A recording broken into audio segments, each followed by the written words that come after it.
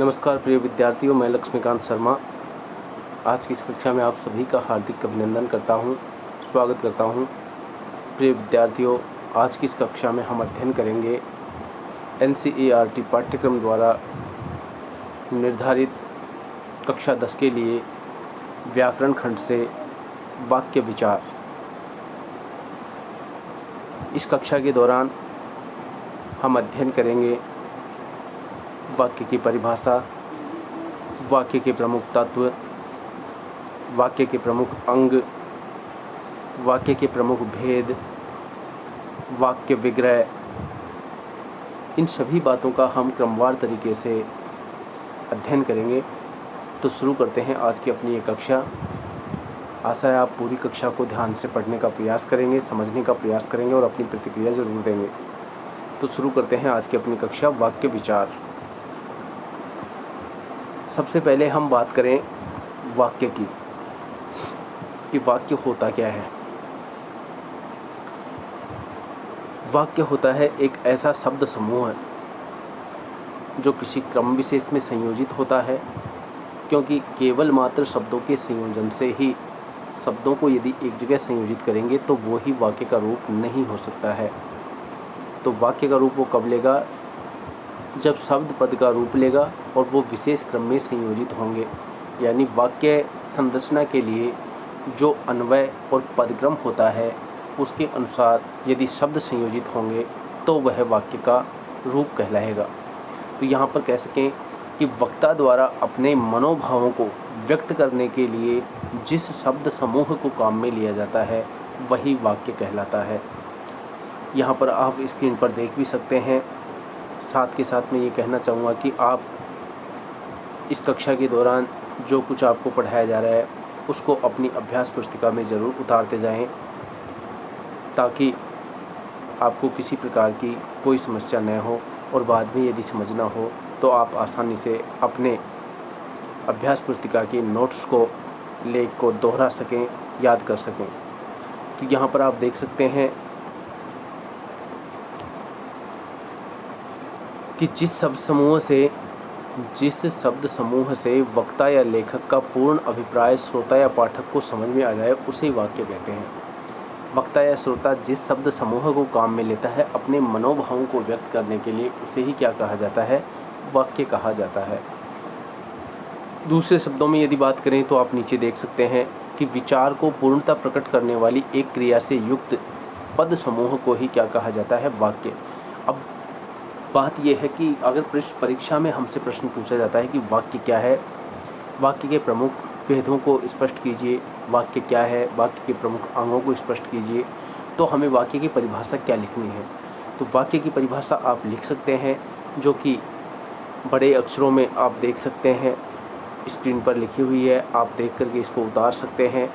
विशेष क्रम में संयोजित, आराम से आप समझ सकते हैं। क्योंकि ये विशेष क्रम क्यों होता है? क्योंकि शब्दों का जो अन्वय होता है, पदक्रम होता है, उसके अनुसार ही इनका संयोजन किया जाता है। इसलिए विशेष क्रम में संयोजित सार्थक शब्दों के व्यवस्थित समूह को ही वाक्य कहा जाता है।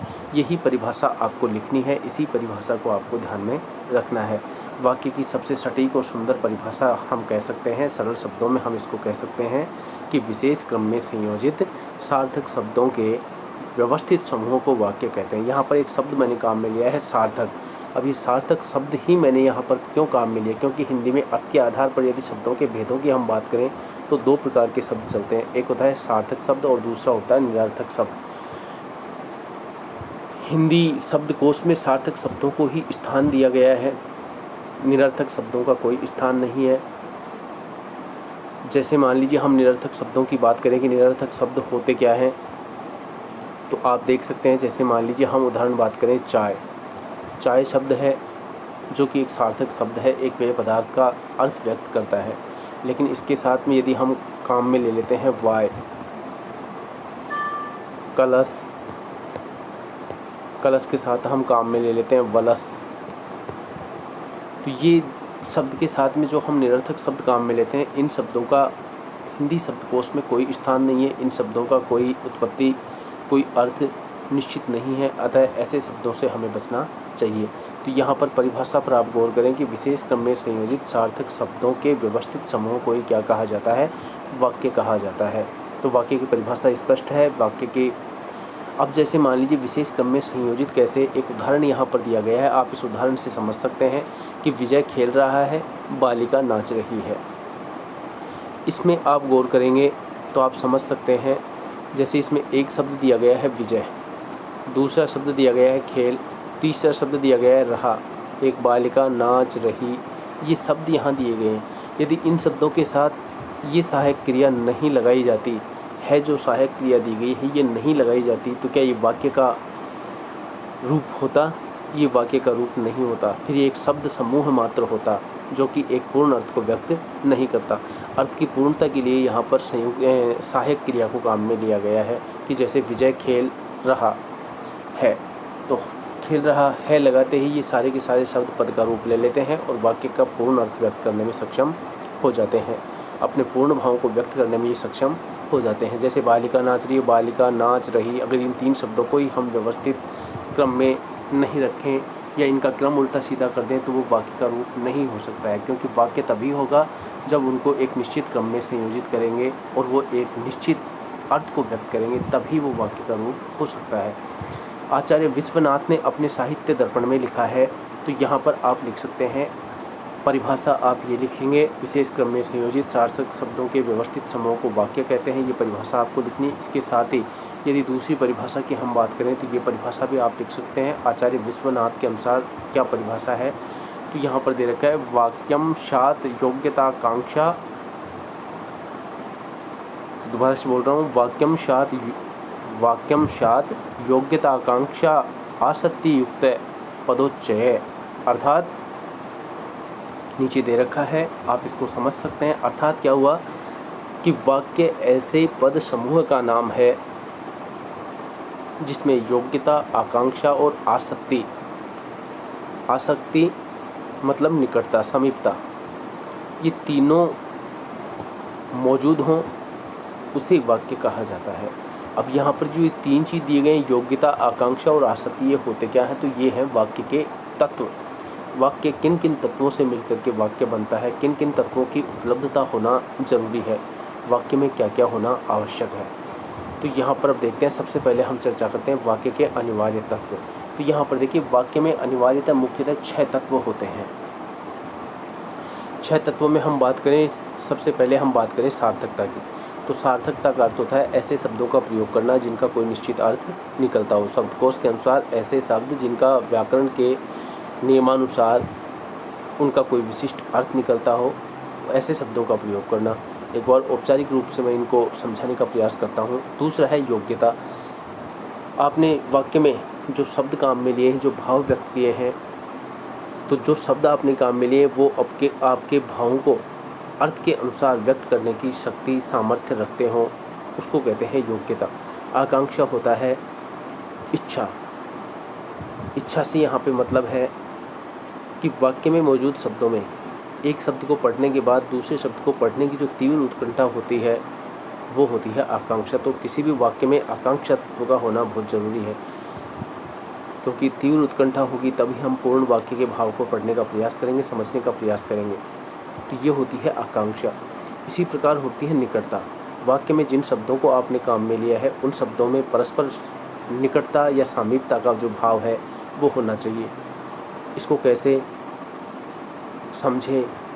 इसके 2 रूप हैं। एक तो शब्दों को पास पास लिखना, जिसको हम निकटता कह सकते हैं, और दूसरा है जो वर्ण विषय आप वाक्य में व्यक्त कर रहे हैं उसमें निकटता होना, उसको क्रमवार तरीके से आपको व्यक्त करना है, ये कहलाती है निकटता।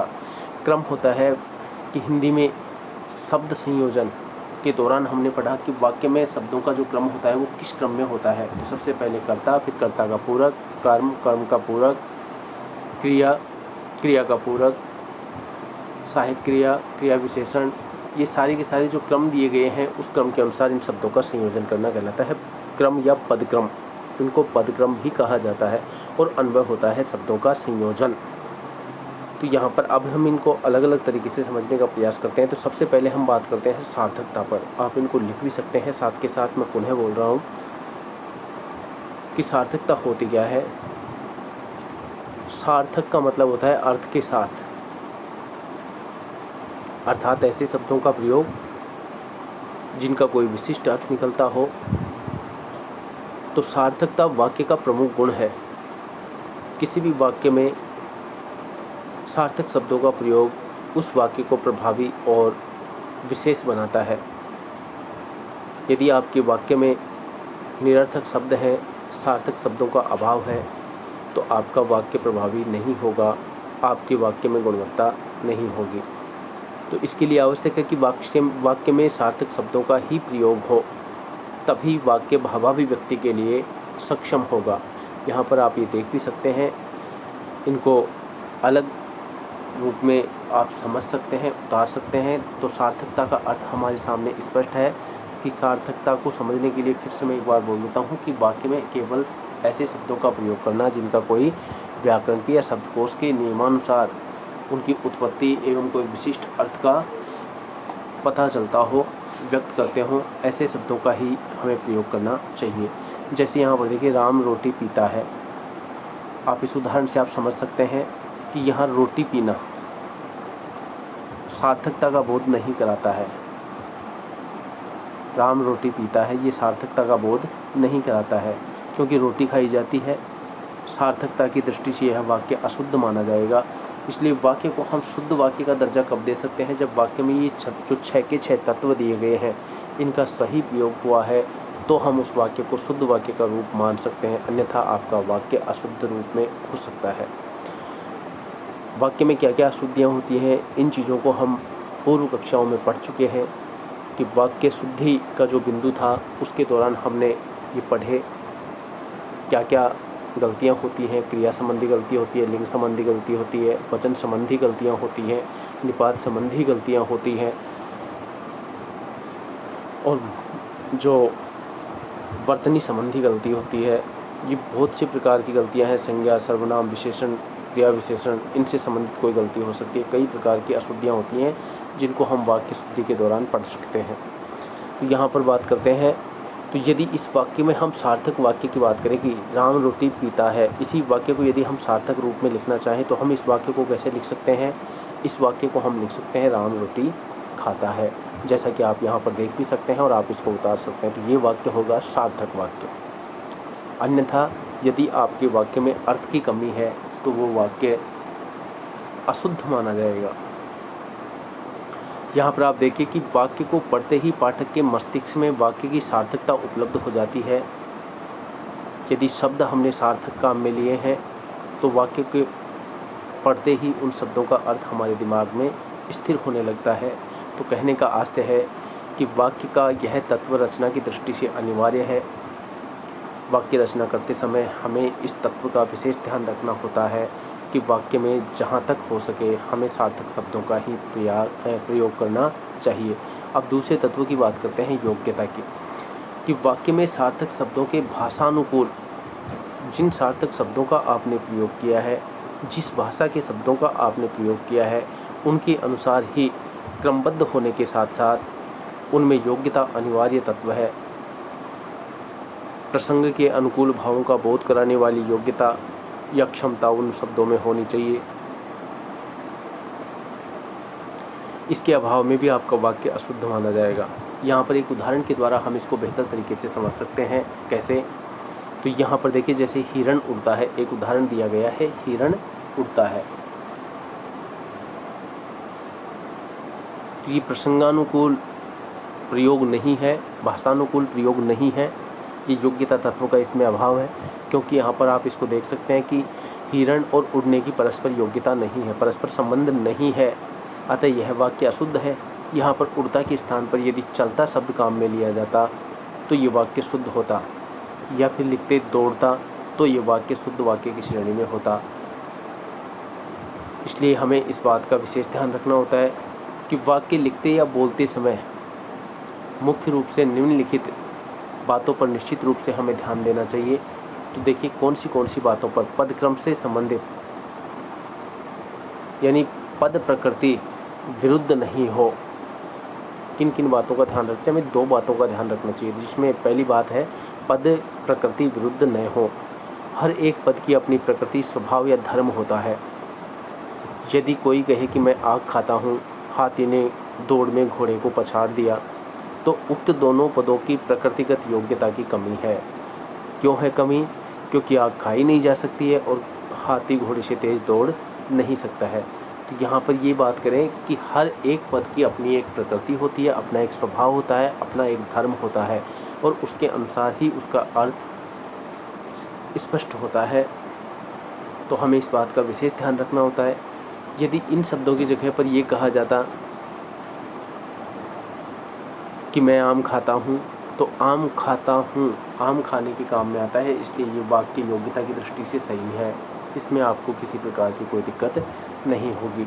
साथ ही यदि ये कहें कि घोड़े ने दौड़ में हाथी को पछाड़ दिया, तो आपका वाक्य शुद्ध है, क्योंकि ये योग्यता संबंधी जो तत्व है उसकी पूर्ति करने में सक्षम है। दूसरी बात देखें, समाज, इतिहास, भूगोल, विज्ञान आदि के विरुद्ध न हो। यानी जो बात आप कह रहे हैं, वाक्य की बातें समाज, इतिहास, भूगोल, विज्ञान आदि के अनुकूल होनी चाहिए। ऐसा नहीं हो कि जो बात हम कह रहे हैं वह इतिहास आदि विरुद्ध हो। जैसे महाभारत 25 दिन तक चला। इस उदाहरण के द्वारा ये समझ सकते हैं कि बात समाज, इतिहास, भूगोल, विज्ञान आदि के विरुद्ध नहीं हो। अब यहाँ पर देखिए, महाभारत 25 दिन तक चला। अब 25 दिन महाभारत थोड़ी चला, महाभारत, यहाँ पर ये बात स्पष्ट नहीं हो रही है। तो इन चीज़ों का हमें ध्यान रखना है कि उसका इतिहास क्या है, इन सब की जानकारी हमें होनी चाहिए और उसके अनुसार यदि दिए गए भाव सही हैं, शब्दों का संयोजन सही किया है, तो आपका वाक्य शुद्ध है, अन्यथा आपका वाक्य गलत होगा, अशुद्ध रूप में वो वाक्य माना जाएगा। तीसरा इसका तत्व होता है आकांक्षा तत्व। आकांक्षा तत्व का अर्थ हमने पहले भी स्पष्ट किया कि आकांक्षा का अर्थ होता है इच्छा, कि वाक्य में एक पद को पढ़ने के बाद जो दूसरे पद को पढ़ने की तीव्र उत्कंठा होती है, इच्छा होती है, वही आकांक्षा होती है।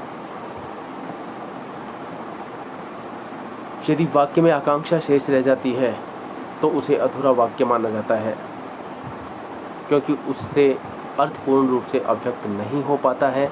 जैसे मान लीजिए यदि कहा जाए, अब यहाँ पर आप देखेंगे इस उदाहरण के द्वारा आप समझ सकते हैं कि आकांक्षा तत्व की कमी कैसे रह सकती है। यहाँ पर देखिए, अगर वाक्य दे दिया जाए खाता है, इतना ही वाक्य दे करके छोड़ दिया जाए, तो आकांक्षा तत्व की इसमें कमी है, क्योंकि खाता है, हमारी उत्कंठा तीव्र है, हम ये जानना चाहते हैं कि खाता है, क्या खाता है। इसके कई अर्थ हम ले सकते हैं, ये हमारे मन पर निर्भर करता है। तो ये स्पष्ट नहीं हो पा रहा है कि क्या खाता है, क्या कहा जा रहा है, किसी के भोजन करने की बात कही जा रही है या बैंक खाते की बात की जा रही है, क्योंकि खाता शब्द बैंक के खाते से संबंधित भी होता है। तो ये बात पूर्णतः स्पष्ट नहीं हुई है। तो आकांक्षा जो तत्व है इसको आप समझ सकते हैं। इसके बाद में आता है आसक्ति या निकटता। बोलते या लिखते समय वाक्य के शब्दों में परस्पर निकटता का होना बहुत ही आवश्यक है। यदि आपके शब्द दूर दूर हैं तो वो वाक्य के अर्थ को स्पष्ट करने में इतना कारगर नहीं होगा जितना कि शब्द पास पास होंगे। या इसके 2 रूप हैं, जो कि दूसरा रूप मैंने पहले अभी बताया भी आपको, कि घटनाक्रम, जो बात हम कर रहे हैं, जिस सूचना को हम व्यक्त करना चाहते हैं, जिस घटना को हम व्यक्त करना चाहते हैं, उसका विवरण प्रस्तुत करना चाहते हैं, उसको एक निश्चित क्रम में हमें प्रस्तुत करना है, न कि उसको विखंडित क्रम में। जैसे यहाँ पर दिया है कि रुक रुक कर बोलें, या लिखे गए शब्द वाक्य नहीं बनाते हैं, अतः वाक्य के पद निरंतर प्रवाह में पास पास बोले या लिखे जाने चाहिए। जैसे यहाँ पर देखिए, जैसे गंगा पश्चिम से पूरब की ओर बहती है, इस तरह से यदि वाक्य लिखते हैं तो ये वाक्य आपका रूप गलत होगा। इसी वाक्य को यदि हम इस रूप में लिखेंगे, गंगा पश्चिम से पूर्व की ओर बहती है, तो आपका ये वाक्य सही है, पढ़ने में किसी प्रकार की कोई दिक्कत नहीं है और वाक्य का शुद्ध रूप आपके सामने प्रस्तुत है।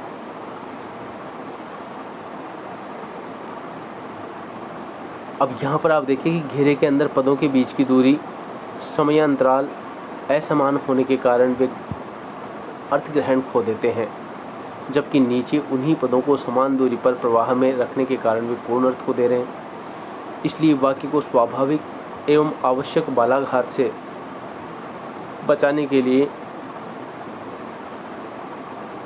उसमें निकटता होना बहुत ही आवश्यक है। इसलिए हमें इस चीज़ का विशेष ध्यान रखना होता है। इसके बाद में हम बात करते हैं पदक्रम, जिसको हम क्रम के रूप में यहाँ पर दे रखे हैं। पदक्रम क्या होता है? क्रम से तात्पर्य है पदक्रम। वाक्य में पदों का क्या क्रम होना चाहिए? जैसा कि अभी मैंने थोड़ी देर पहले आपको बताया कि सबसे पहले कर्ता, फिर कर्ता के बाद में कर्ता का पूरक, फिर कर्म, कर्म का पूरक, फिर क्रिया, क्रिया का पूरक, जिसको हम क्रिया विशेषण के रूप में भी ले सकते हैं, और अंत में सहायक क्रिया। इस प्रकार से आप इस वाक्य के पदक्रम को समझ सकते हैं। तो क्या आप ये देखिए कि जिन शब्दों का आपने प्रयोग किया है वो पदक्रम के अनुसार सही है या नहीं। तो पदक्रम का हमें विशेष ध्यान रखना होता है। जैसे नाव में नदी है, नाव में नदी है। अब ये वाक्य देख रहे हैं तो यहाँ पर ये वाक्य अशुद्ध रूप है। शब्द सारे सार्थक हैं, लेकिन ये वाक्य का अशुद्ध रूप है। क्यों है? क्योंकि इसमें शब्दों का क्रम सही नहीं है। शब्दों का क्रम सही होगा तो ये वाक्य स्वतः ही सही हो जाएगा। जैसे मान लीजिए शब्दों का क्रम हम कर दें कि नदी में नाव है, नदी की जगह नाव और नाव की जगह पर नदी को यदि उल्टा सीधा कर दें, इनका स्थान बदल दें, इनका पदक्रम बदल दें, तो ये शुद्ध वाक्य की श्रेणी में होगा। तो पदक्रम के लिए हमें ध्यान रखना है कि वाक्य में जो शब्द हम काम में ले रहे हैं वो वाक्य व्याकरण के नियमानुसार जो पदक्रम दिया हुआ होता है उसी पदक्रम के अनुसार होना चाहिए। इसके बाद में आता है अन्वय। अन्वय क्या होता है? अन्वय का अर्थ होता है कि पदों में व्याकरण की दृष्टि से लिंग, पुरुष, वचन, कारक आदि का सामंजस्य होना। यहाँ पर दे रखा है लिंग, वचन, पुरुष, कारक आदि का सामंजस्य होना, अर्थात इनका वाक्य में प्रयुक्त पदों के अनुसार उचित प्रयोग होना ही क्या कहलाता है? अन्वय। अन्वय के अभाव में भी वाक्य अशुद्ध हो जाता है, अतः अन्वय भी वाक्य का महत्वपूर्ण एक तत्व माना जाता है। जैसे नेताजी का लड़का हाथ में बंदूक था, नेताजी का लड़का का हाथ में बंदूक था। ये वाक्य का अशुद्ध रूप आपके सामने है, जिसमें अन्वय संबंधी अशुद्धि आप देख सकते हैं। कैसे? यहाँ तक आप इसको उतारेंगे। सबसे पहले उतारने के लिए मैंने आपको पहले भी तरीका बताया। यदि आप इतनी जल्दी साथ के साथ नहीं उतार पाते हैं तो आप इसका स्क्रीनशॉट लेकर के आप आराम से उतार सकते हैं। यदि उतार सकते हैं तो आपको बहुत बहुत शुभकामनाएं। आप साथ के साथ उतार रहे हैं, बहुत बहुत धन्यवाद के पात्र हैं आप। जैसे इस वाक्य को हम समझना चाहेंगे, नेताजी का लड़का का हाथ में बंदूक था। इस वाक्य में अन्वय संबंधी क्या शुद्धि है? तो इस वाक्य में भाव तो स्पष्ट है, क्या कहना चाहता है। यहाँ पर ये इतना लिखने के पीछे मेरा भी उद्देश्य यही है कि ज़्यादा से ज़्यादा बातें आपको उतारने में किसी प्रकार की कोई दिक्कत नहीं हो, समझने में किसी प्रकार की कोई दिक्कत नहीं हो। तो यहाँ पर देखिए भाव तो इससे स्पष्ट है, लेकिन व्याकरणिक सामंजस्य नहीं है। व्याकरण के अनुसार जो इनका अन्वय होना चाहिए, जो इनका प्रयोग होना चाहिए, उनका लिंग, वचन, कारक, काल, क्रिया, कैसे इनका प्रयोग होना चाहिए, क्या उनके अनुरूप इनका प्रयोग हुआ है या नहीं, तो ये व्याकरण सम्मत नहीं है। इसलिए ये वाक्य का अशुद्ध रूप माना जाता है। अगर इसी वाक्य को हम लिखते कि नेताजी के लड़के के हाथ में बंदूक थी, नेताजी के लड़के के हाथ में बंदूक थी, यानी का जो यहाँ पर योजक दिया गया है इसके स्थान पर यदि के कर दें तो ये वाक्य का शुद्ध रूप बन जाता है और ये अन्वय संबंधी अशुद्धि को दूर कर देता है। तो आशा है आपको वाक्य के जो 6 तत्व दिए गए हैं, इन 6 तत्वों को समझने में किसी प्रकार की कोई समस्या का सामना नहीं करना पड़ा होगा।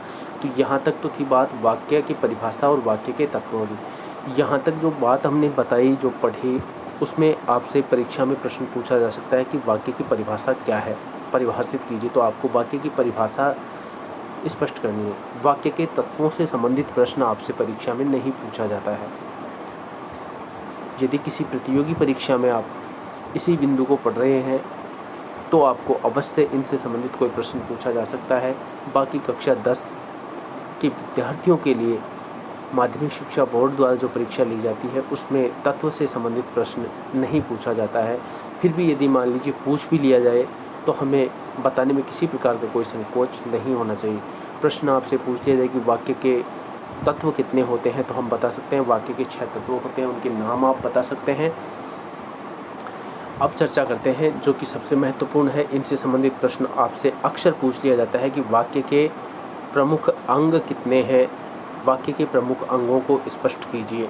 तो अब हमें यहाँ पर ध्यान देना है कि वाक्य के अंग, यहाँ पर देखिए अभी हमने तत्व पढ़े, अब पढ़ेंगे अंगों की। जैसे मान लीजिए हमारा ये शरीर, मानव शरीर, कोई भी जीव मात्र का शरीर, इसमें इन दोनों चीज़ों को हम समझ सकते हैं।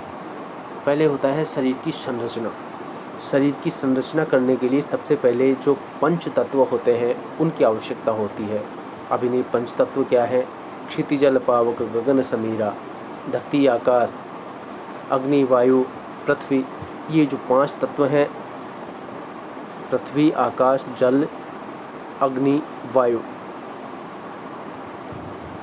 ये 5 जो तत्व हैं, इन तत्वों के योग से शरीर का निर्माण होता है। तो शरीर बनने के बाद क्या हम अपनी जिम्मेदारी से, अपने दायित्व से फ्री हो गए? नहीं। वो शरीर तब तक क्रियाशील नहीं होगा, तब तक वो कारगर नहीं होगा, जब तक उसके अंग उसके साथ बराबर काम नहीं करेंगे।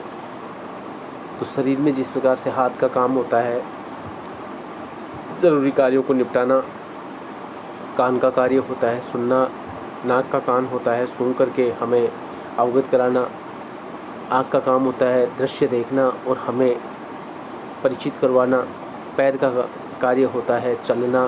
तो यहाँ पर ये कह सकते हैं कि जो ज्ञानेंद्रियाँ होती हैं ये हमें प्रकृति के साथ रूबरू कराने का संदेश देती हैं, पाठ पढ़ाती है। तो ये सभी के सभी क्या हैं? शरीर के अंग। उसी प्रकार वाक्य के भी कुछ अंग होते हैं, उनके बिना वाक्य अधूरा है। तो ये वाक्य के अंग क्या हैं, क्या क्या हैं, कैसे इनको हम समझें, इनसे संबंधित एक प्रश्न पूछा जाता है जिसको हम बेहतर तरीके से समझने का प्रयास करेंगे और आशा है कि इसके बाद में आप इस चीज़ को नहीं भूलेंगे। तो यहाँ पर सबसे पहले बात करते हैं वाक्य के भाग, जिनको हम वाक्य के अंग के रूप में भी ले सकते हैं। प्रश्न यदि पूछे वाक्य के कितने भाग होते हैं तो आप ये लिखेंगे वाक्य के 2 भाग होते हैं, एक उद्देश्य होता है और एक विधेय होता है। यदि प्रश्न इसी प्रकार पूछ लिया जाए कि वाक्य के कितने अंग होते हैं, नाम लिखिए, तो आप लिख सकते हैं वाक्य के 2 अंग होते हैं, एक उद्देश्य होता है और एक विधेय होता है। तो यहाँ पर आपको ध्यान देना है, उद्देश्य जो शब्द दिया गया है इसका मतलब प्रयोजन नहीं, क्योंकि उद्देश्य का अर्थ आमतौर पर प्रयोजन के अर्थ में लिया जाता है, जबकि वाक्य में उद्देश्य का अर्थ प्रयोजन के अर्थ में नहीं लिया जाएगा। उद्देश्य का अर्थ होता है कर्ता के अर्थ में। इसको पहले एक बार हम अपने हिसाब से संक्षिप्त और सरल परिभाषा के रूप में स्पष्ट करने का प्रयास करते हैं। उद्देश्य का मतलब होता है कर्ता के अर्थ में, अर्थात वाक्य में जो क्रिया को करने वाला होता है वो होता है कर्ता, और कर्ता के संबंध में जो कुछ कहा जाए, कर्ता के संबंध में कुछ कहा जाए वो उद्देश्य होता है। तो कर्ता खुद ही क्या है? उद्देश्य। एक होता है इसका विधेय। तो कर्ता के संबंध में यानी उद्देश्य के संबंध में जो कुछ कथन कहा जाए या बात कही जाए वो कहलाती है विधेय। हमें इस बात को इस प्रकार से समझिए, जिसके बारे में कहा गया वो उद्देश्य और जिसके बारे में जो कथन या बात कही गई वो उसका विधेय। तो उद्देश्य और विधेय को हम अलग अलग इसी प्रकार से समझने का प्रयास करेंगे। अब शुरू करते हैं। देखिए यहाँ पर उद्देश्य की हम बात कर रहे हैं कि वाक्य का वह भाग है जिसमें किसी व्यक्ति या वस्तु के बारे में कुछ कहा जाए, उसे ही उद्देश्य कहा जाता है। सरल शब्दों में यदि हम बात करें तो जिसके विषय में कुछ कहा जाए उसे ही उद्देश्य कहा जाता है। अब जैसे देखिए एक उदाहरण यहाँ पर मैंने दिया है, आप इस उदाहरण के द्वारा इसको बेहतर तरीके से समझने का प्रयास कर सकते हैं और समझ भी सकते हैं। पूनम किताब पढ़ती है, सचिन दौड़ता है। 2 अलग अलग वाक्य यहाँ पर दिए गए हैं। पहला वाक्य हमने क्या लिया है? पूनम किताब पढ़ती है। और दूसरा वाक्य हमने क्या लिया है? सचिन दौड़ता है। समझने का प्रयास कर रहे होंगे आप। इस वाक्य में, पहले वाक्य में आप गौर करेंगे कि पूनम किताब पढ़ती है, तो किताब पढ़ती है ये तो बात कही गई है, किसके बारे में कहा गया है? पूनम के बारे में। तो यहाँ पर इस वाक्य में पूनम क्या हो गया? उद्देश्य। किताब पढ़ती है ये कथन है, तो ये हो गया इसका विधेय। सचिन दौड़ता है किसके बारे में कहा गया है? सचिन के बारे में कहा गया। तो सचिन इस वाक्य में क्या हो गया? उद्देश्य। क्या बात कही गई है सचिन के विषय में कि दौड़ता है, तो ये इस वाक्य में क्या हो गया? विधेय। तो यहाँ पर हम इस बात को बहुत ही सुंदर तरीके से समझ सकते हैं। इस वाक्य से संबंधित, इस अंग से संबंधित हम और भी अभी उदाहरणों पर चर्चा करेंगे। तो यहाँ पर आप समझ सकते हैं कि इस वाक्य में पूनम और सचिन के विषय में ये बातें कही गई हैं।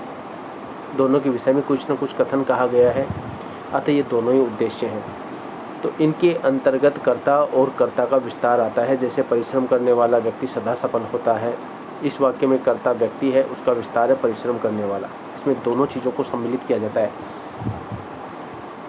अब देखिए उद्देश्य के रूप में, उद्देश्य क्या क्या, कौन से शब्द उद्देश्य के रूप में काम में लिए जा सकते हैं। अभी हमने यहाँ पर कर्ता लिया, यानी संज्ञा शब्द तो होता ही है,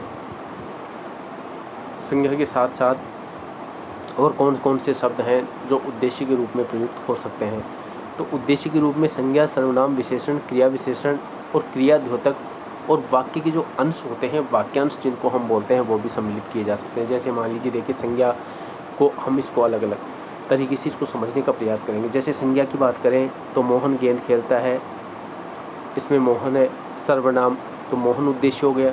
सर्वनाम की बात करें वह घर जाता है, वह के बारे में क्या है, तो वह यहाँ पर उद्देश्य है क्योंकि ये सर्वनाम है। विशेषण की बात करें बुद्धिमान सदा सच बोलते हैं, बुद्धिमान शब्द यहाँ पर विशेषण है, तो विशेषण शब्द भी उद्देश्य हो सकता है, सर्वनाम शब्द भी उद्देश्य हो सकता है, संज्ञा तो होते ही हैं।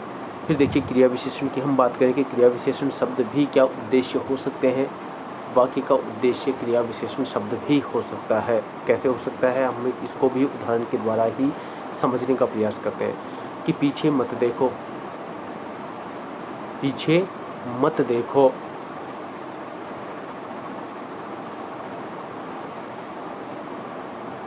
तो मत शब्द यहाँ पर, पीछे मत देखो, पीछे शब्द यहाँ पर क्या गया, क्रिया विशेषण। और क्रिया विशेषण शब्द कौन सा है, स्थान बोधक, रीति बोधक क्रिया विशेषण। इसके बाद में देखिए क्रियार्थक संज्ञा, तैरना एक अच्छा व्यायाम है, तैरने के बारे में कहा गया है, तो यहाँ पर ये भी उद्देश्य के रूप में प्रयुक्त हुआ है। वाक्यांश की यदि बात करें कि वाक्यांश कैसे हो सकता है, तो भाग्य के भरोसे बैठे रहना कायरों का काम है। भाग्य के भरोसे बैठे रहना कायरों का काम है, किसके बारे में कहा गया है, कायरों के, ये तो कथन है, और भाग्य के भरोसे बैठे रहना ये इसका उद्देश्य हो जाएगा। कृदंत यानी कृदंत जो शब्द होते हैं, लकड़हारा लकड़ी बेचता है, लकड़हारा लकड़ी शब्द संज्ञा है और इसमें प्रत्यय लगने से बना है लकड़हारा। तो कृदंत जो शब्द होते हैं वो कैसे बनते हैं, संज्ञा या सर्वनाम या विशेषण में प्रत्यय लग करके ये शब्द बनते हैं। तो लकड़ी शब्द संज्ञा है, संज्ञा शब्द में एक हारा प्रत्यय लगा और इससे शब्द बना लकड़हारा, जो कि कृदंत रूप में प्रचलित है। इसलिए यहाँ पर लकड़हारा भी किस रूप में प्रयुक्त हुआ है, उद्देश्य के रूप में। आप इन चीज़ों को उतार लेंगे क्योंकि ये चीज़ आपके लिए बहुत ही आवश्यक है। आप इन चीज़ों को समझने के लिए ज़रूर अपनी अभ्यास पुस्तिका में उतारें। अब आगे बढ़ते हैं हम विधेय पर। विधेय को पहले भी हम स्पष्ट कर चुके हैं कि विधेय होता क्या है, लेकिन फिर से पुनः एक बार परिभाषा पर आप गौर करें कि उद्देश्य के विषय में जो कुछ कहा जाता है, वाक्य में जो उद्देश्य होता है, कर्ता होता है, उसके विषय में जो कुछ कथन या बात कही जाती है वही क्या कहलाता है, विधेय। जैसे पूनम किताब पढ़ती है, उसी बात को हम सचिन दौड़ता है, उसी उदाहरण को हम यहाँ पर दोबारा पुनः दोहरा लेते हैं।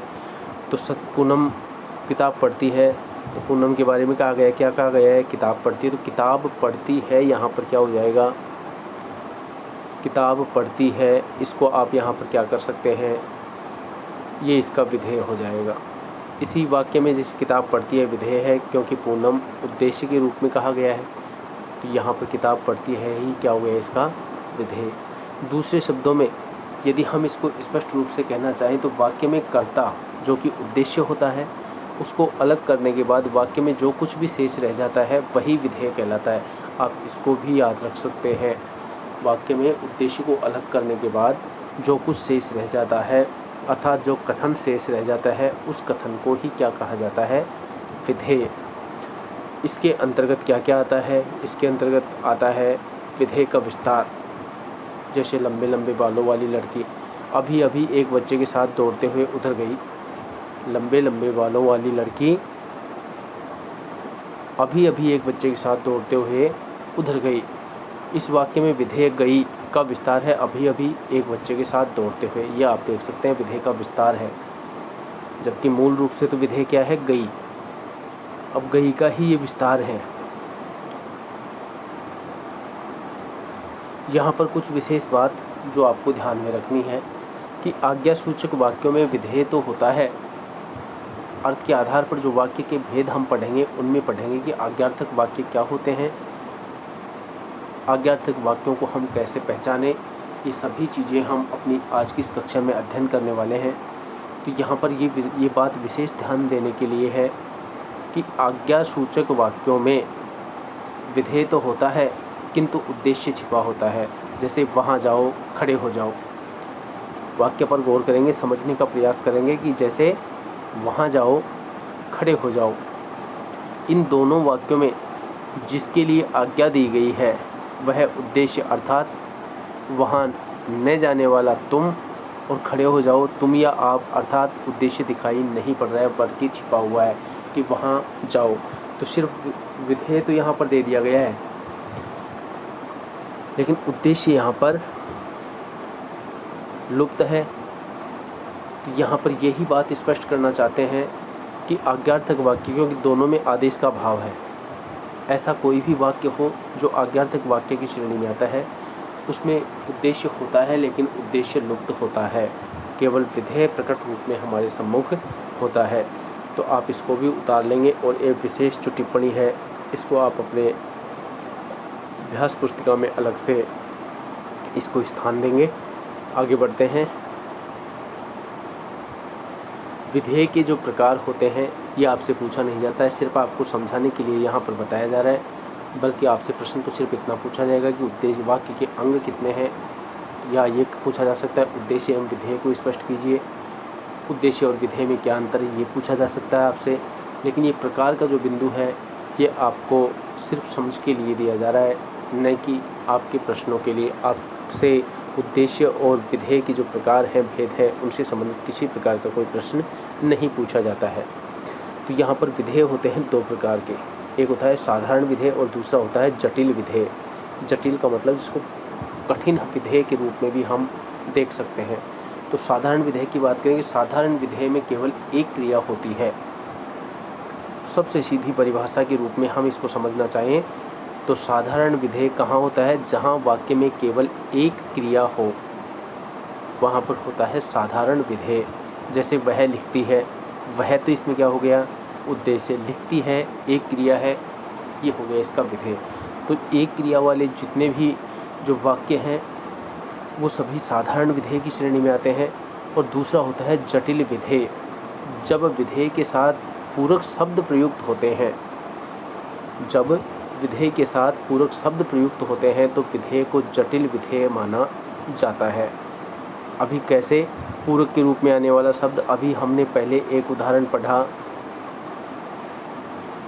कि लंबे लंबे बालों वाली लड़की अभी अभी एक बच्चे के साथ दौड़ते हुए उधर गई।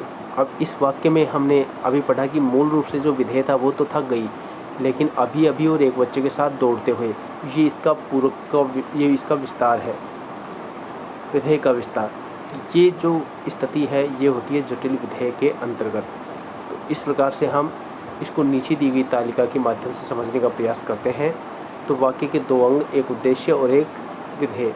उद्देश्य होता है कर्ता के लिए प्रयुक्त और विधेय होता है कर्ता के विषय में जो कथन कहा जाता है उसके लिए। जैसे उदाहरण देखिए, कुछ बच्चे पार्क में खेल रहे हैं, कुछ बच्चे पार्क में खेल रहे हैं। तो किसके बारे में कहा गया है, कुछ बच्चों के। तो कुछ बच्चे जो शब्द है ये तो हो गया वाक्य में उद्देश्य।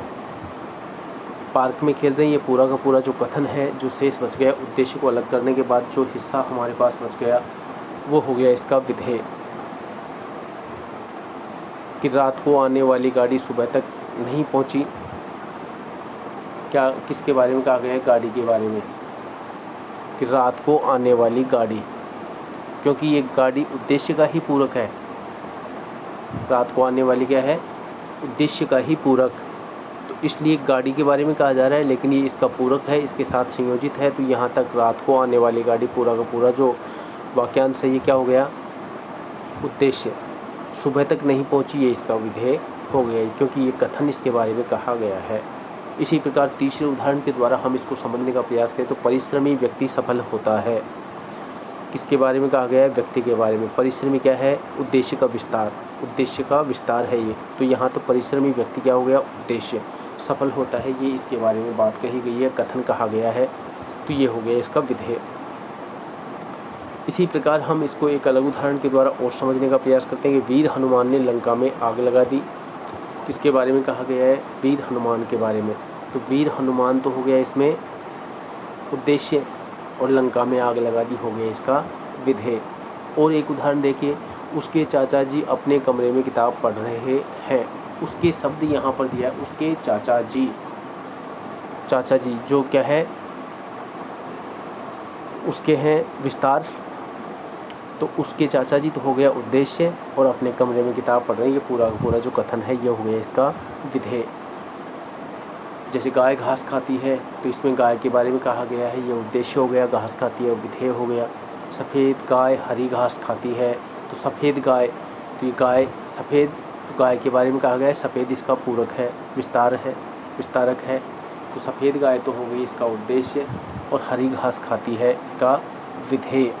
इस प्रकार से हम उद्देश्य और विधेय को अलग अलग समझ सकते हैं, और आशा है कि उद्देश्य और विधेय से संबंधित यदि कोई प्रश्न आपसे पूछा जाता है, किसी प्रकार की कोई समस्या आपको नहीं होगी। अब हम अपनी चर्चा को आगे बढ़ाते हैं और चर्चा करते हैं वाक्य के भेदों की। वाक्य के भेदों की यदि बात करें तो वाक्य के भेद मुख्यतः होते हैं 3। जैसा पहले यहाँ पर दिया है, वाक्य के भेद रचना के आधार पर। दूसरा इसका भेद पढ़ें अर्थ के आधार पर,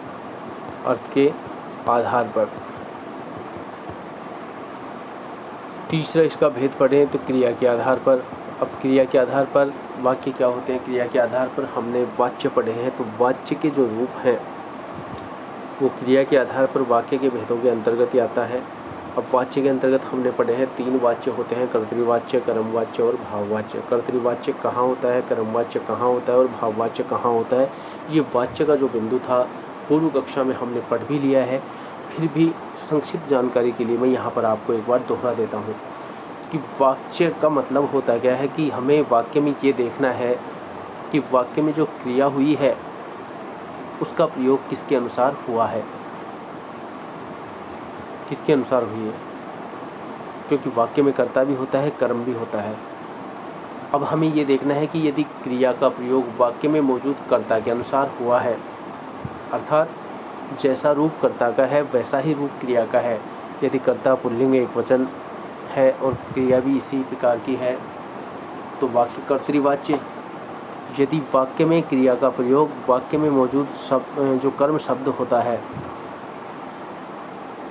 कर्म को व्यक्त करने वाला जो शब्द होता है, कर्म के अनुसार हुई है तो वाक्य हो जाएगा कर्मवाच्य।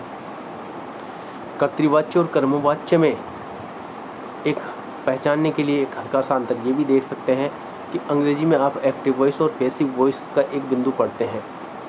जो वाच्य ही हैं अंग्रेजी में आप उनको एक्टिव वॉइस पैसिव वॉइस के रूप में पढ़ लेते हैं, हिंदी में आपको वाच्य के रूप में ये पढ़ना है। तो वहाँ पर आपको सिर्फ 2 ही वॉइस पढ़ने हैं, 2 ही वाच्य पढ़ने हैं, यहाँ पर हमें वाच्य 3 पढ़ने होते हैं। अब यहाँ पर देखिए से या द्वारा से जुड़े होते हैं कौन से वाक्य, जो कर्मवाच्य के वाक्य होते हैं या से या द्वारा से जुड़े होते हैं। और भाववाच्य में होता है जो कि जहाँ क्रिया का प्रयोग न तो कर्ता के अनुसार हो न कर्म के अनुसार हो, बल्कि भाव की प्रमुखता हो और असमर्थता का भाव हो, वहाँ पर होता है भाववाच्य। तो इस प्रकार से वाक्य के मुख्यतः कितने भेद होते हैं, 3 भेद। अब इन 3 भेदों में जो सबसे पहले दे रखा है रचना के आधार पर वाक्य के भेद, रचना के आधार पर जो वाक्य के भेद हैं उनको हम पढ़ने का प्रयास करेंगे, समझने का प्रयास करेंगे। इसके बाद में अर्थ के आधार पर जो वाक्य के भेद दिए गए हैं उन भेदों को हम समझेंगे, पढ़ेंगे और अपने क्लास को आगे बढ़ाते हैं। तो वाक्य के प्रमुखतः भेद होते हैं 3, ये मैंने आपको बताया। अब लेते हैं हम सबसे पहले रचना के आधार पर। तो रचना के आधार पर भी वाक्य के 3 भेद होते हैं। रचना के आधार पर वाक्य के कितने भेद होते हैं, 3 भेद। अर्थ के आधार पर वाक्य के कितने भेद होते हैं, अर्थ के आधार पर वाक्य के कितने भेद होते हैं, 8 भेद। क्रिया के आधार पर वाक्य के कितने भेद होते हैं, क्रिया के आधार पर वाक्य के 3 भेद होते हैं। तो यानी कुल मिलाकर कितने हो गए, 14 वाक्य। 14 प्रकार के वाक्य हमारे सामने प्रस्तुत होते हैं। उन वाक्यों में से हमें पहचानना है, चूँकि परीक्षा में हमसे अर्थ के आधार पर जो वाक्य हैं और क्रिया के आधार पर जो वाक्य दिए गए हैं उनसे संबंधित कोई प्रश्न हो सकता है नहीं पूछा जाए, क्योंकि हमारे पाठ्यक्रम में सिर्फ रचना के आधार पर वाक्य दिए गए हैं। इसलिए रचना के आधार पर जो वाक्य शब्द दिए गए हैं उन वाक्यों को हमें भली भांति समझ लेना है। यदि रचना के आधार पर वाक्य हमारे समझ में आ गए तो हम वाक्य से संबंधित किसी भी प्रश्न को कभी गलत नहीं कर सकते हैं। तो शुरू करते हैं अपना रचना के आधार पर वाक्य के प्रमुख भेद। इसके 3 प्रमुख भेद होते हैं, जैसा कि आप स्क्रीन पर देख सकते हैं। एक होता है साधारण वाक्य, जिसको सरल वाक्य भी कहा जाता है। दूसरा होता है मिश्रित वाक्य, जिसको मिश्र वाक्य भी कहा जाता है, कॉम्प्लेक्स सेंटेंस। और इसके बाद में आता है संयुक्त वाक्य, जिसको बोलते हैं कंपाउंड सेंटेंस। अंग्रेजी के अंतर्गत आपने पढ़े भी होंगे। अब यहाँ पर हम सबसे पहले बात करते हैं साधारण वाक्य की। साधारण वाक्य क्या है, कैसे हम इन तीनों वाक्यों को पहचानें। तो मुझे पूरा विश्वास है कि अगर आप इन तीनों वाक्यों को पढ़ लेंगे और ध्यान से पढ़ेंगे तो आप कभी भी वाक्य के भेदों में नहीं चूकेंगे। मैं पूरे विश्वास के साथ ये कह सकता हूँ कि पूरी कक्षा पढ़ने के बाद आप वाक्य से संबंधित जो बिंदु है वो अपनी तरफ से पूरी तरह से क्लियर कर लेंगे। वाक्य से संबंधित किसी भी प्रकार का यदि आपसे प्रश्न पूछा जाता है, आप उस प्रश्न का जवाब बेझिझक होकर के दे सकते हैं। तो सबसे पहले हमें ये देखना है कि सरल वाक्य होता क्या है, साधारण वाक्य होता क्या है। इसकी परिभाषा पर आप ध्यान देंगे, क्योंकि परिभाषा किसी भी वाक्य के लिए उसका सबसे महत्वपूर्ण हिस्सा होती है। तो यहाँ पर आप देखिए, जिन वाक्य में या जिस वाक्य में एक ही क्रिया होती है और एक ही कर्ता होता है वे साधारण वाक्य कहलाते हैं। जिस वाक्य में एक ही क्रिया होती है और एक ही कर्ता होता है वे वाक्य क्या कहलाते हैं, साधारण वाक्य। अब इसी को यदि हम सरल शब्दों में परिभाषा के रूप में व्यक्त करना चाहें तो दूसरे शब्दों में जो यहाँ पर दे रखा है आप इसके अनुसार समझ सकते हैं कि जिन वाक्यों में केवल एक उद्देश्य और एक विधेय होता है वो सभी वाक्य साधारण वाक्य की श्रेणी में आते हैं। हमें सिर्फ इतना देखना है कि वाक्य में उद्देश्य एक है और विधेय भी एक है, तो बिना सोचे समझे हम उस वाक्य को साधारण वाक्य का दर्जा दे सकते हैं। उदाहरण के द्वारा हम इसे समझ सकते हैं। यहाँ पर आप देख सकते हैं कि इसमें एक उद्देश्य और एक विधेय रहते हैं, जैसे बिजली चमकती है, पानी बरसा। दोनों वाक्य यहाँ पर दिए गए, बिजली चमकती है। उदाहरण आपको जब वाक्य विग्रह करेंगे, वाक्य का रूपांतरण करेंगे, तब आप वाक्य के तीनों प्रकार के जो वाक्य हैं रचना के आधार पर उनके भरपूर उदाहरण आप वहाँ पर देख पाएंगे। यहाँ पर मैं इतने ज़्यादा उदाहरण अभी नहीं लूँगा। वाक्य रचनांतरण जब हम करेंगे तो वहाँ पर हम वाक्य के बेहद ढेर सारे उदाहरण आपके समक्ष प्रस्तुत करेंगे, ताकि आप उन उदाहरणों के द्वारा भली भांति इन सभी चीज़ों को समझने का प्रयास करें। तो यहाँ पर देखिए, बिजली चमकती है, किसके बारे में कहा है, बिजली के बारे में। क्या कहा गया है, चमकती है। तो एक उद्देश्य है, एक विधेय है। वाक्य कैसा हो गया, साधारण। जैसे पानी बरसा, किसके बारे में कहा गया है, पानी के बारे में। क्या कहा गया है, वर्षा।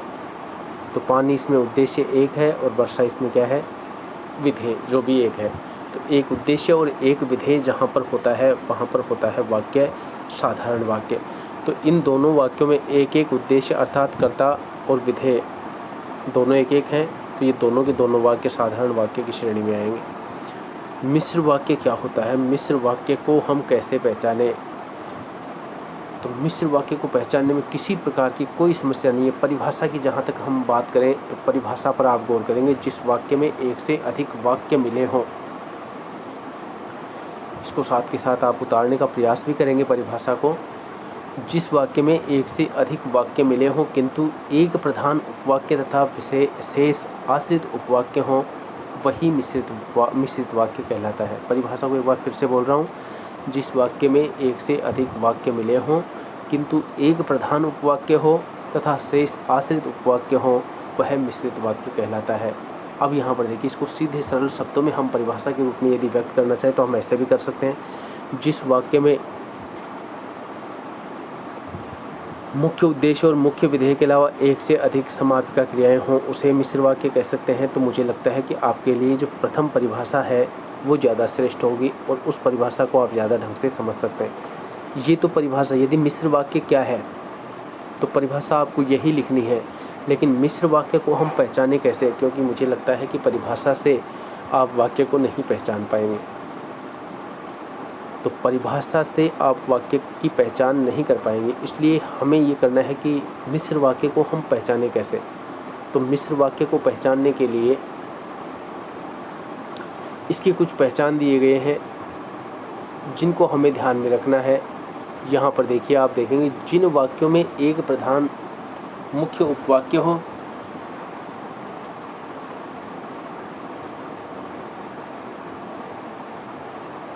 और अन्य आश्रित जो उपवाक्य होते हैं तथा वे आपस में, अब यहाँ पर इन चीज़ों पर आपको ध्यान देना है क्योंकि ये सबसे ज़्यादा ज़रूरी है। ये पहचान है कि योजक से जुड़ा हो सकता है, जो हो सकता है, क्योंकि हो सकता है, जितना उतना, जैसा वैसा, जब तब, जहाँ वहाँ, जिधर उधर, अगर, यदि, तो, यद्यपि, तथापि आदि संयोजक अव्यय शब्दों से जुड़े होते हैं।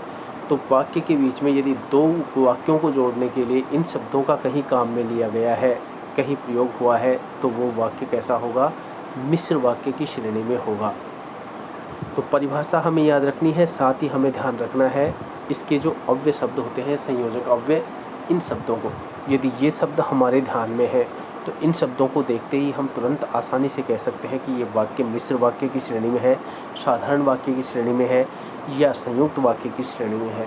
क्योंकि साधारण वाक्य में किसी प्रकार का कोई संयोजक अव्यय नहीं होता है। मिश्र वाक्य के जो संयोजक अव्यय हैं वो आपके समक्ष स्क्रीन पर हैं, आप इनको लिख सकते हैं क्योंकि ये वाक्य की पहचान में आपके लिए बेहद ज़रूरी है। तो इनको देख करके हम मिश्र वाक्य को पहचान सकते हैं। देखिए, इसको उदाहरण के द्वारा हम समझ भी सकते हैं। यहाँ पर देखिए, इनमें एक मुख्य उद्देश्य और मुख्य विधेय के अलावा एक से अधिक समाप्त क्रियाएं होती हैं। जैसे मैं जानता हूँ, उदाहरण पर गौर करेंगे कि मैं जानता हूँ कि तुम्हारे अक्षर अच्छे नहीं बनते। तो यहाँ पर आप देखेंगे की योजक का प्रयोग हुआ है। अब की योजक का प्रयोग हुआ है, इसका मतलब हमारे ध्यान में है कि मिश्र वाक्य किन किन अव्यय संयोजकों से जुड़े होते हैं और ये हमारे ध्यान में है। तो हम बिना सोचे समझे इस वाक्य को किस श्रेणी में कह सकते हैं? मिश्र वाक्य की श्रेणी में हम इसको कह सकते हैं। तो ये वाक्य कैसा हो गया? मिश्र। क्यों है? क्योंकि ये की योजक से जुड़ा है। जैसे दूसरा देखिए, जो लड़का कमरे में बैठा है वह मेरा भाई है। तो यहाँ पर देखिए, जो वाक्य के शुरू में ही दे दिया है जो, तो जो संयोजक से जुड़ा है जो लड़का, और वह यहाँ पर दिया गया है। तो ये दो संयोजक अव्यय आप देख सकते हैं, इसलिए ये वाक्य भी किस श्रेणी में होगा? मिश्र वाक्य की श्रेणी में। जैसे देखिए, यदि परिश्रम करोगे तो उत्तीर्ण होगे। तो यदि शब्द यहाँ पर देखिए यदि से जोड़ दिया गया है और तो से जोड़ दिया गया है, तो ये वाक्य भी किस श्रेणी में होगा? मिश्र वाक्य की श्रेणी में। इन सभी वाक्यों में आप देखेंगे कि दो एक से अधिक उपवाक्य हैं, एक मुख्य उपवाक्य है और एक उससे संबंधित सहायक आश्रित उपवाक्य। मिश्र वाक्य के मुख्य उद्देश्य और मुख्य विधेय से जो वाक्य बनता है उसे कहा जाता है मुख्य उपवाक्य या प्रधान उपवाक्य। प्रधान उपवाक्य क्या होता है? वह उपवाक्य जो मुख्य उद्देश्य और मुख्य विधेय से बना हो, वो होता है प्रधान उपवाक्य। आश्रित उपवाक्य क्या होता है? वह उपवाक्य जो अपना अर्थ स्पष्ट करने के लिए प्रधान उपवाक्य पर निर्भर रहता हो, वह कहलाता है आश्रित उपवाक्य। तो पहले मुख्य वाक्य को और दूसरे को सहायक वाक्य कहते हैं, जिसको आश्रित उपवाक्य के रूप में हमने परिभाषित किया। क्योंकि ये अपना अर्थ स्पष्ट करने के लिए प्रधान उपवाक्य पर निर्भर रहते हैं, क्योंकि ये अपना अर्थ स्पष्ट करने में सक्षम नहीं होते हैं। यहाँ पर हम इसको समझ चुके हैं। अब तीसरा लेते हैं संयुक्त वाक्य। संयुक्त वाक्य को हम कैसे पहचानें? जैसे मिश्र वाक्य को पहचानने के लिए कुछ ज़रूरी शब्द यहाँ पर दिए गए थे, उसी प्रकार संयुक्त वाक्य को समझने के लिए भी कुछ शब्द यहाँ पर हमें दिए गए हैं और जिनकी सहायता से हम संयुक्त वाक्य को पहचान सकते हैं। तो देख सकते हैं, जिस वाक्य में दो या दो से अधिक उपवाक्य मिले हों, जिस वाक्य में दो या दो से अधिक उपवाक्य मिले हों परंतु सभी वाक्य प्रधान हों, इसमें समानाधिकरण जो वाक्य होता है, उपवाक्यों के अंतर्गत एक आता है समानाधिकरण, एक होता है स्वतंत्र उपवाक्य। स्वतंत्र उपवाक्य क्या होते हैं? ये प्रधान उपवाक्य की तरह ही अपने अर्थ को स्पष्ट करने में सक्षम होते हैं। इनकी प्रकृति मूलतः स्वतंत्र होती है, अर्थात ये अपना मूल अर्थ स्वतंत्र भी व्यक्त कर सकते हैं। समानाधिकरण वाक्य क्या होते हैं? जिस वाक्य में एक से अधिक उपवाक्य हों और दोनों के दोनों वाक्य ही समान अधिकार रखते हों, अर्थात दोनों ही प्रधान उपवाक्य हों, दोनों अपना पूर्ण अर्थ स्पष्ट करते हों, और जो किसी संयोजक अव्यय शब्द और, किंतु, परंतु, बल्कि, और, अथवा इनसे जुड़े हुए हों तो वो होता है समानाधिकरण। तो यानी योजक, समुच्चय बोधक जो अव्यय होते हैं उनका प्रयोग इसमें होता है। तो यहाँ पर दूसरे शब्दों में देखिए, जिन वाक्यों में दो या दो से अधिक सरल वाक्य योजकों, जैसे कौन से योजक होंगे, इसमें हमें ये ध्यान रखना है कि और, एवं, तथा, या, अथवा, इसलिए, अतः, फिर भी, तो, नहीं तो, किंतु, परंतु, लेकिन, पर आदि ये वाचक संयोजक अव्यय शब्द दिए गए हैं। इन शब्दों को हमें ध्यान में रखना है। यदि ये शब्द हमारे ध्यान में हैं तो हम किसी भी प्रकार के वाक्य को पहचान सकते हैं। अब जैसे उदाहरण के द्वारा हम बात करें कि जिस वाक्य में साधारण अथवा मिश्र वाक्यों का मेल संयोजक अवयवों के द्वारा होता है उसे संयुक्त वाक्य कहते हैं। जैसे अब ये उदाहरण देखेंगे आप, वह सुबह गया और शाम को लौट आया। वह सुबह गया और शाम को लौट आया। तो और शब्द यहाँ पर आप देख सकते हैं, पहला इसमें उपवाक्य है वह सुबह गया, पूर्ण अर्थ को व्यक्त कर रहा है। समानाधिकरण उपवाक्य है, इसमें दोनों शाम को लौट आया, दोनों अपने पूर्ण वक्तव्य को, पूर्ण बात को स्पष्ट कर रहे हैं। प्रिय बोलो पर असत्य नहीं, यहाँ पर से जुड़ा हुआ है। उसने बहुत परिश्रम किया किंतु सफलता नहीं मिली, किंतु से इसमें जुड़ा हुआ है और आप इसको भी समझ सकते हैं। तो यहाँ पर ये जो तीन उदाहरण आपके सामने लिए हैं, इन तीनों उदाहरणों से आप समझ सकते हैं कि जो संयुक्त वाक्य होता है उसको कैसे पहचानें।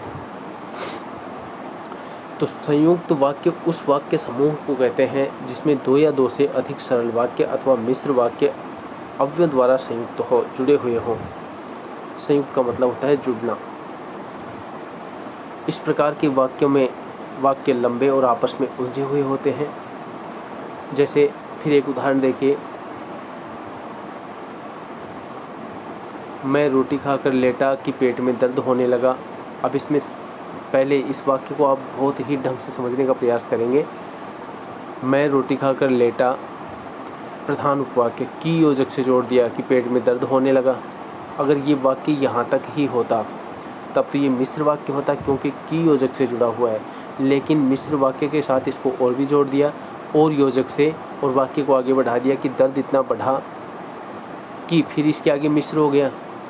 लेकिन और से जोड़ दिया है दो मिश्र वाक्यों को, तो इसका मतलब ये वाक्य किस श्रेणी में होगा? संयुक्त वाक्य की श्रेणी में। और इस प्रकार से हम संयुक्त वाक्य को समझ सकते हैं। तो आशा है आप इस बिंदु को बेहद तसल्ली से और धैर्यपूर्वक समझने का प्रयास कर रहे हैं। आप इनको साथ के साथ उतारते भी जा रहे हैं।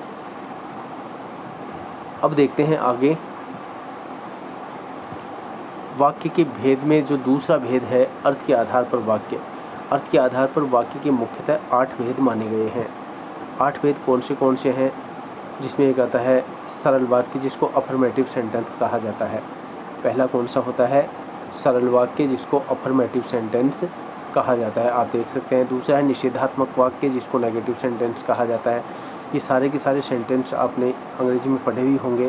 प्रश्नवाचक, जिसको इंटेरोगेटिव सेंटेंस कहा जाता है। आज्ञावाचक जो वाक्य होते हैं, इसको बोला जाता है इम्पेरेटिव सेंटेंस। संकेतवाचक, कंडीशनल सेंटेंस। विस्मयादि बोधक वाक्य, एक्लेमेटरी सेंटेंस, इसको भी आप देख सकें। विधानवाचक वाक्य, असर्टिव सेंटेंस, और इच्छाबोधक वाक्य होता है।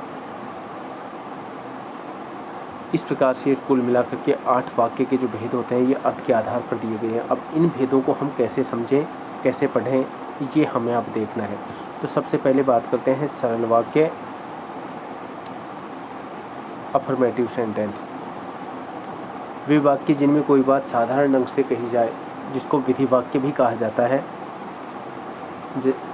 जैसे राम ने बाली को मारा, राधा खाना बना रही है। इन वाक्यों में, यानी जिस वाक्य में कोई साधारण बात कही गई है या किसी एक व्यक्ति के बारे में कोई साधारण बात कही गई हो, एक ही व्यक्ति के बारे में कोई कथन कहा गया हो, तो वो वाक्य सारी की सारी क्या होते हैं? सरल विधि वाक्य कहलाते हैं। दूसरा, यदि हम लें निषेधात्मक वाक्य, निषेधात्मक का मतलब होता है नेगेटिव, नकारात्मक भाव वाले। नकारात्मक वाक्य क्या होते हैं? जिनमें नकारात्मक नहीं का प्रयोग हुआ हो। जिन वाक्यों में किसी काम के न होने या न करने का बोध हो उसे निषेधात्मक वाक्य कहते हैं। परिभाषा आपके समक्ष है और आप इसको समझ सकते हैं। जैसे उदाहरण देखिए, आज वर्षा नहीं होगी, तो यहाँ पर नहीं जो शब्द दिया गया है ये नकारात्मक है, ये निषेधात्मक वाक्य है, और यही जो नहीं शब्द है ये इसको निषेधात्मक वाक्य की श्रेणी में ला करके खड़ा करता है। मैं आज घर जाऊँगा, वर्षा नहीं होगी, मैं आज घर जाऊँगा, ये पूरा का पूरा वाक्य है। तो यहाँ पर नहीं लगने से ये क्या हो गया? निषेधात्मक वाक्य। प्रश्नवाचक वाक्य की बात करें कि वे वाक्य जिनमें प्रश्न पूछने का भाव प्रकट होता है वो सभी प्रश्नवाचक वाक्य कहलाते हैं। जैसे देखिए, एक उदाहरण के द्वारा आप इसको भी समझ सकते हैं कि राम ने रावण को क्यों मारा। राम ने रावण को मारा, यदि ये वाक्य ऐसा ही होता तब तो ये साधारण वाक्य होता, विधि वाक्य होता, सरल वाक्य होता। लेकिन क्यों जो प्रश्न सूचक शब्द है ये जोड़ दिया गया है जो इसको प्रश्नवाचक वाक्य की श्रेणी में खड़ा करता है। उसी प्रकार तुम कहाँ रहते हो, तो कहाँ शब्द लगाने से ये वाक्य क्या हो गया? प्रश्नवाचक वाक्य। इसके बाद में हम चौथे भेद की बात करें तो होता है आज्ञा सूचक या आज्ञार्थक वाक्य, आज्ञावाचक वाक्य। जिन वाक्यों से आज्ञा, प्रार्थना, उपदेश आदि का ज्ञान होता है उन्हें आज्ञावाचक वाक्य कहते हैं। दोबारा से बोल रहा हूँ इस वाक्य को, जिन वाक्यों से आज्ञा, प्रार्थना, उपदेश आदि का ज्ञान होता है, बोध होता है, उन्हें आज्ञार्थक या आज्ञावाचक वाक्य कहते हैं। जैसे उदाहरण देखिए, वर्षा होने पर ही फसल होगी, परिश्रम करोगे तो ही फल मिलेगा, या परिश्रम करोगे तो फल मिलेगा ही, बड़ों का सम्मान करो, इसमें तो है आज्ञा, बड़ों का सम्मान करो, आज्ञा। उपदेश क्या है? परिश्रम करोगे तो सफलता मिलेगी ही, ये उपदेश हो गया। प्रार्थना की बात करें कि वर्षा होने पर फसल अच्छी होगी, ये इसमें इच्छा हो गई। तो ऐसे वाक्य होते हैं आज्ञार्थक। संकेतवाचक वाक्य होता है जिन वाक्यों में शर्त का बोध होता है, यानी एक क्रिया का होना दूसरी क्रिया पर निर्भर होता है, उन्हें संकेतवाचक वाक्य कहते हैं। परिभाषा पर फिर से एक बार ध्यान देंगे, जिन वाक्यों में शर्त का बोध होता है यानी एक क्रिया का होना दूसरी क्रिया पर निर्भर होता है, उन्हें संकेतवाचक वाक्य कहते हैं। जैसे यदि परिश्रम करोगे तो अवश्य सफलता होगी, तो यदि शब्द से जोड़ दिया गया, यदि परिश्रम करोगे, तो शर्त यहाँ पर दे दी गई है, परिश्रम करोगे तो ही आपको सफलता मिलेगी। पिताजी अभी आते तो अच्छा होता, पिताजी आते, तो यहाँ पर ये शर्त हो गई। इस प्रकार से जो शर्त के साथ वाक्य कही जाती है वो संकेत सूचक वाक्य होते हैं, संकेतवाचक वाक्य होते हैं। इसके बाद में हम आगे बात करते हैं छठे नंबर पर विस्मयादि बोधक वाक्य। जिस वाक्य में आश्चर्य, शोक, घृणा आदि का भाव प्रकट होता है उन्हें विस्मयादि बोधक वाक्य कहते हैं। कि वाह तुम आ गए, हाय मैं लुट गया, तो हाय, वाह, खुशी, ये इसमें हर्ष का है, इसमें खेद का भाव प्रकट हुआ है। तो हर्ष, शोक, घृणा, खेद, ये जो भी भाव प्रकट करने वाले वाक्य होते हैं ये सभी विस्मयादि बोधक वाक्य कहलाते हैं। इनको विस्मयादि बोधक जो अव्यय चिन्ह है उससे दर्शाया जाता है। पूर्ण विराम के नीचे एक फुल स्टॉप होता है जिसको आप देख सकते हैं। विधानवाचक वाक्य, जिन वाक्यों में क्रिया के करने या होने की सूचना मिले उन्हें विधानवाचक वाक्य कहते हैं। मैंने दूध पिया, वर्षा हो रही है, राम पढ़ रहा है, ये सभी विधानवाचक वाक्य हैं। इच्छावाचक वाक्य की बात करें तो जिन वाक्यों से इच्छा, आशीष, शुभकामना आदि का ज्ञान होता है वे सभी इच्छाबोधक वाक्य कहलाते हैं, इच्छावाचक वाक्य कहलाते हैं। जैसे तुम्हारा कल्याण हो, आज तो मैं केवल फल खाऊंगा, भगवान तुम्हें लंबी उम्र दे, तो इसमें इच्छा भी हो सकती है, आशीष हो सकता है, आशीष का मतलब आशीर्वाद, और शुभकामना हो सकती है किसी के लिए अच्छी विशेष।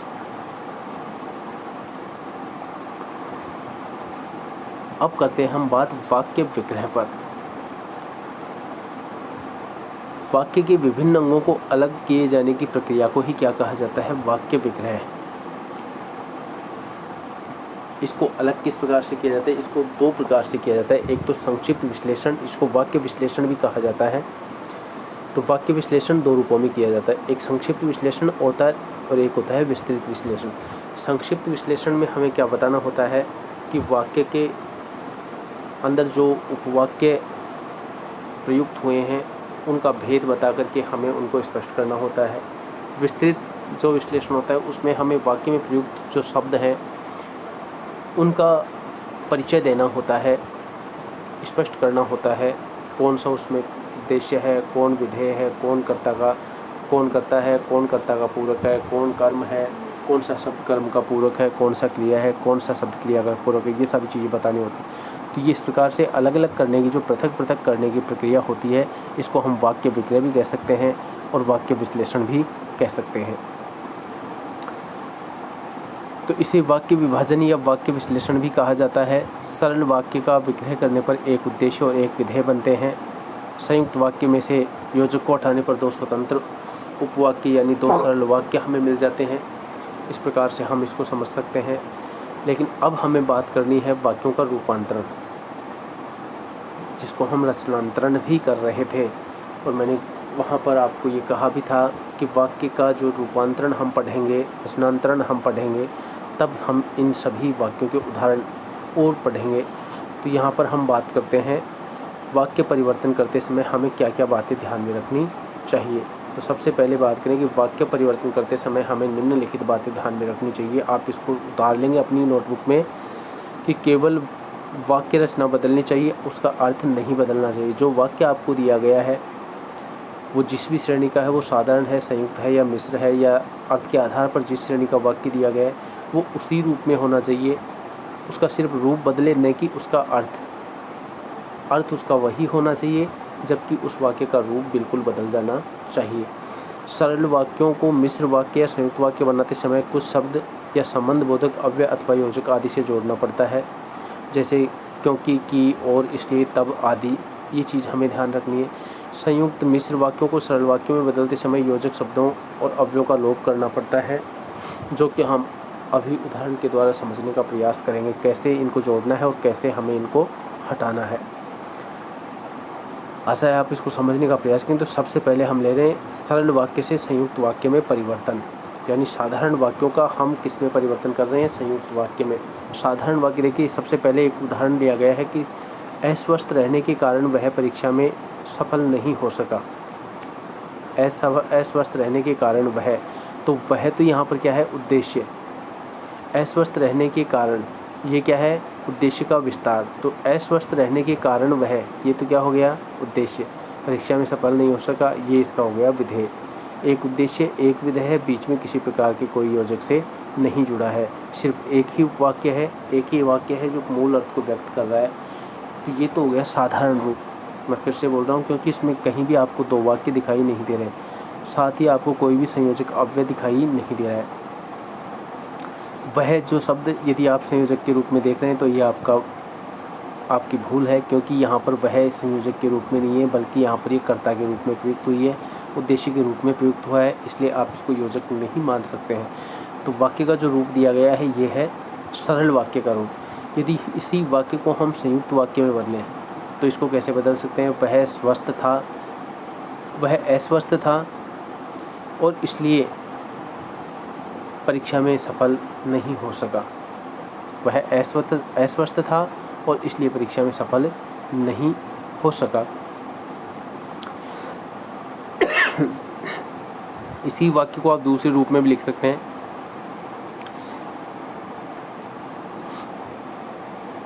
वह अस्वस्थ था और को हटा दीजिए, इसलिए परीक्षा में सफल नहीं हो सका। तो और को हटा दीजिए, इसलिए एक योजक जोड़ दीजिए, आपका ये वाक्य फिर भी संयुक्त वाक्य की श्रेणी में ही होगा। दूसरा उदाहरण देखिए, सूर्योदय होने पर कुहासा जाता रहा। साधारण वाक्य है। दूसरा, अगर हम इसको संयुक्त वाक्य में बदलना चाहें तो इसको कैसे करेंगे, सूर्योदय हुआ, एक वाक्य कंप्लीट हुआ, और कुहासा जाता रहा, और संयोजक अव्यय से हमने इसको जोड़ दिया और ये वाक्य हो गया संयुक्त वाक्य का। तो आप इसको समझ सकते हैं। तीसरा वाक्य देखिए, गरीब को लूटने के अतिरिक्त उसने उसकी हत्या भी कर दी। उसने गरीब को लूटने के अतिरिक्त उसने उसकी हत्या भी कर दी। तो उसने न केवल गरीब को लूटा बल्कि, अब बल्कि शब्द यहाँ पर दे दिया है जो कि संयुक्त वाक्य की श्रेणी में इसको ला करके खड़ा कर रहा है, बल्कि उसने उसकी हत्या भी कर दी। तो बल्कि योजक से जोड़ दिया। फिर देखिए, पैसा साध्य न होकर साधन है, साधारण वाक्य है। पैसा साध्य नहीं है अपितु वह साधन है, या ये कहें इसको इस रूप में जो दे रखा है कि पैसा साध्य नहीं है किंतु साधन है। तो यहाँ पर जैसे पैसा साध्य नहीं है बल्कि साधन है, पैसा साध्य नहीं है बल्कि साधन है, तो भी आप संयुक्त वाक्य ही इसको कहेंगे। सरल वाक्य का देखिए एक उदाहरण, अपने गुणों के कारण उसका सब जगह आदर सत्कार होता है, साधारण वाक्य है। इसी वाक्य को हम संयुक्त वाक्य में बदलने जा रहे हैं कि उसमें गुण थे, अपने गुणों के कारण। वाक्य का सिर्फ रूप बदल रहा है, अर्थ नहीं बदल रहा है, वही अर्थ अभी भी व्यक्त कर रहा है। उसमें गुण थे इसलिए उसका सब जगह आदर सत्कार होता था, तो इसलिए इसे जोड़ दिया जो कि संयुक्त वाक्य का योजक शब्द है। इसी प्रकार देखिए नंबर 6 पे उदाहरण कि दोनों में से कोई काम पूरा नहीं हुआ, ये साधारण वाक्य है। इसी वाक्य को संयुक्त वाक्य में हम कैसे बदले, देखिए, न एक का काम पूरा हुआ और न दूसरे का, न एक काम पूरा हुआ और न दूसरा, और योजक से इसको जोड़ दीजिए। 7वां देखिए, पंगु होने के कारण वह घोड़े पर नहीं चढ़ सकता। पंगु का मतलब होता है विकलांग, लंगड़ा। पंगु होने के कारण वह घोड़े पर नहीं चढ़ सकता, ये साधारण वाक्य है। इसको वह पंगु है इसलिए घोड़े पर नहीं चढ़ सकता। 8वां देखिए, परिश्रम करके सफलता प्राप्त करो, परिश्रम करो और सफलता प्राप्त करो, और योजक से जोड़ दिया, और ये किसमें हो गया, संयुक्त। अब देखिए संयुक्त वाक्य से सरल वाक्य में, तो संयुक्त वाक्य से सरल वाक्य में आप उन्हीं वाक्यों को देख लीजिए। ये यहाँ पर देख सकते हैं कि सूर्योदय हुआ और कुआसा जाता रहा, इसको कैसे बदल लेंगे, सूर्योदय होने पर कुआसा जाता रहा। जल्दी चलो नहीं तो पकड़े जाओगे, कि जल्दी न चलने पर पकड़े जाओगे, इसको साधारण वाक्य, जल्दी चलो नहीं तो पकड़े जाओगे। नहीं तो योजक दिया गया है यहाँ पर जो कि संयुक्त वाक्य का योजक है, और इस योजक को हटा दिया, इसका लोप कर दिया, तो ये साधारण वाक्य की श्रेणी में आ गया कि जल्दी न चलने पर पकड़े जाओगे। देखिए, वह धनी है पर लोग ऐसा नहीं समझते, परंतु यहाँ पर जब पर जो योजक दिया गया है धनी है पर लोग ऐसा नहीं समझते, तो पर को हटा दीजिए, लोग उसे धनी नहीं समझते, वही अर्थ कर रहा है। वह अमीर है फिर भी सुखी नहीं है, फिर भी यहाँ पर क्या दिया है, योजक जो कि संयुक्त का योजक है, और इसको सरल में बदलेंगे तो कैसे कर देंगे, वह अमीर होने पर भी सुखी नहीं है। ऐसा रूप देने पर ये कैसा हो जाएगा, सरल वाक्य की श्रेणी में। इसी प्रकार देखिए संयुक्त वाक्य का एक उदाहरण हमने लिया कि बांस और बांसुरी दोनों नहीं रहेंगे, बांस और बांसुरी दोनों नहीं रहेंगे, तो इसको क्या कर देंगे, न रहेगा बांस न बजेगी बांसुरी, ये सरल वाक्य की श्रेणी में आ जाएगा। संयुक्त वाक्य देखिए, राजकुमार ने भाई को मार डाला और स्वयं राजा बन गया, तो और योजक से ये क्या है, संयुक्त। इसको साधारण में क्या करेंगे, भाई को मारकर राजकुमार राजा बन गए, ये साधारण से क्या हो गया, सरल, संयुक्त से सरल वाक्य। अब सरल वाक्य से मिश्र वाक्य कैसे बनाएं, इसको देखिए अब, कि उसने अपने मित्र का पुस्तकालय खरीदा, ये साधारण वाक्य, उसने अपने मित्र का पुस्तकालय खरीदा, साधारण वाक्य है। इस वाक्य को मिश्र वाक्य में बदलेंगे तो कैसे बदलेंगे, उसने पुस्तकालय को उसने उस पुस्तकालय को खरीदा जो उसके मित्र का था, उसने उस पुस्तकालय को खरीदा जो उसके मित्र का था, तो जो योजक और उसने योजक यहाँ पर आप देख सकते हैं, ये मिश्र वाक्य की श्रेणी में आ गया है। अच्छे लड़के परिश्रमी होते हैं, इसको आप कैसे कर सकते हैं, जो लड़के अच्छे होते हैं वे परिश्रमी होते हैं, तो जो और वे जो दोनों योजक यहाँ पर दिए गए हैं ये मिश्र वाक्य के हैं, और ये साधारण वाक्य मिश्र वाक्य की श्रेणी में आकर के ठहरता है। लोकप्रिय कवि का सम्मान सभी करते हैं, ये साधारण वाक्य देखिए, लोकप्रिय कवि का सम्मान सभी करते हैं, और इसको मिश्र वाक्य में बदलेंगे तो क्या हो जाएगा, जो कवि लोकप्रिय होता है उसका सम्मान सभी करते हैं, उसका जोड़ करके इसको किस श्रेणी में ला दिया है, उसका जोड़ करके इसे किस श्रेणी में ला दिया है? मिश्र वाक्य की श्रेणी में। लड़के ने अपना दोस्त मान लिया। अब इसको देखिए, ये साधारण वाक्य था, लेकिन इसको मिश्र में कैसे कर देंगे? लड़के ने माना कि दोस्त उसका है। अब की योजक से यहाँ पर जोड़ दिया, और की योजक से जोड़ते वाक्य का सिर्फ रूप बदला है, अर्थ नहीं बदला है। वह का वो अर्थ है, सिर्फ रूप बदला है और वाक्य मिश्र वाक्य की श्रेणी में आ गया है की योजक लगाते ही। सरल वाक्य देखिए कि राम मुझसे घर आने को कहता है। मिश्र वाक्य में इसको कैसे बदलेंगे? राम मुझसे कहता है कि मेरे घर आओ।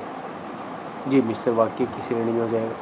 इसी प्रकार मैं तुम्हारे साथ खेलना चाहता हूँ।